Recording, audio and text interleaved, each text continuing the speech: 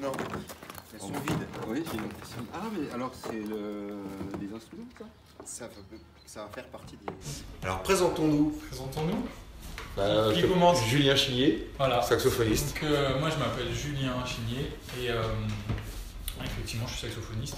Alors, moi je me présente, je suis Nicolas Boulet, donc je suis musicien, bruiteur,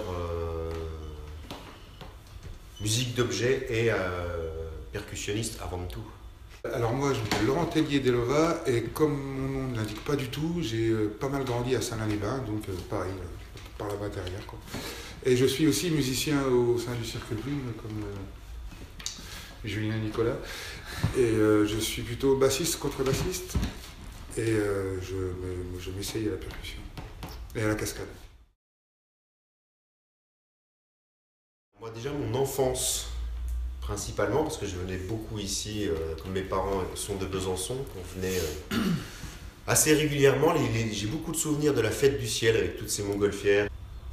Moi ayant grandi pas mal sur Saint-Lin-les-Bains, à Saint-Lin-les-Bains même, donc il y a un lien, il y a une relation cause à effet entre les Salines et Saint-Lin-les-Bains, vu qu'ils ont aussi le même parcours par rapport au sel.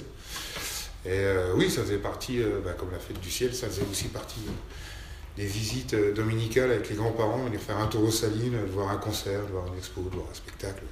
Voilà, j'ai grandi aussi avec les Salines. Et je suis plutôt assez fier en tant que franc-comtois et salinois d'être là aujourd'hui, puis de travailler avec mes copains ici au sein du loft.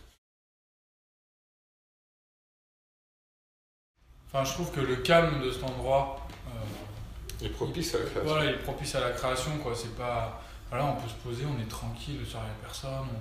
Il y a un côté, voilà, on n'est pas sollicité à droite à gauche par des gens qui passent forcément ou des choses comme ça. C'est voilà. Mais même quand il y a des gens au sein de la saline qui visitent, quand il y a du public, ça reste calme. Ouais, c'est calme, ça court pas, il n'y a pas de bruit. Enfin, il y a des enfants qui courent, encore heureux, mais ça reste vachement soucieux de préserver le cadre et à la fois physiquement et l'ambiance, c'est hyper calme. C'est hyper calme comme endroit. Puis il y a un côté majestueux aussi qui, enfin, il y a un force reste. C'est chargé quoi comme lieu en fait. Donc ça, ouais.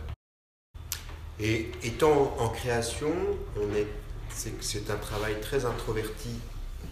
On est centré sur nous-mêmes. Et quand on sort de cet endroit-là, on a un champ de vision du ciel qui est énorme avec toutes ces lignes.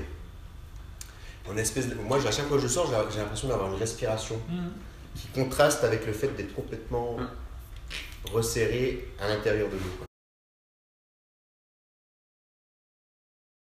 Alors on travaille sur un spectacle autour de la valise, mais qui ne sera pas que percussif. C'est compliqué d'en parler parce qu'on est justement en période de création, et la création c'est pas seulement de la réalisation, c'est surtout de la recherche. Donc la recherche va nous emmener sur de la réalisation. On n'est pas en ce moment, on ne sait pas exactement, on ne connaît pas le paysage.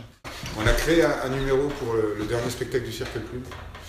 Et on se retrouve les trois assis sur ce banc avec ses valises. Voilà, donc on s'est dit pourquoi pas jouer avec ses valises un peu plus que ce qu'on fait déjà, ce qu'on a créé pour le Cercle Plume. Mais en tout cas, on remercie, on est vraiment content d'avoir été accueillis ici par les Salines et tout le personnel, dont Lionel. Ouais, parce qu'il y a une efficacité et une discrétion qui est un luxe et un confort.